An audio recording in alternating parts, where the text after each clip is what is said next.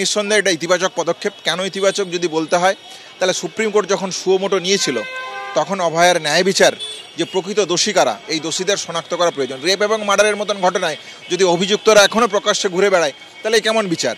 তাহলে সেই জায়গা থেকে যদি 3 মাস 4 মাস পর যে হিয়ারিংয়ের ডেট আসছে, সেই জায়গা থেকে যদি কলকাতা হাইকোর্টে অতি দ্রুততার সাথে এই ঘটনাগুলোকে সামনে আনা হয়, যে প্রশ্নগুলো আছে সে সদুত্তর পাওয়া যায়, তাহলে তো বিচার প্রক্রিয়ার পথে আমরা এগোতে পারবো। বাংলার মানুষের যে ভাবাবেগ, বাংলার মানুষের যে আবেগ অভয়ার ন্যায় বিচার ঘটনাকে কেন্দ্র করে, তারা তো জানতে চায় সত্যিকারের ক্রিমিনাল কারা, কেন একটা হসপিটালের মতন জায়গাতে এই ধরনের ঘটনা, জঘন্য ঘটনা ঘটলো, এই মোটিভ কী ছিল, উদ্দেশ্য কী ছিল, এগুলো তো আমরা জানতে চাই।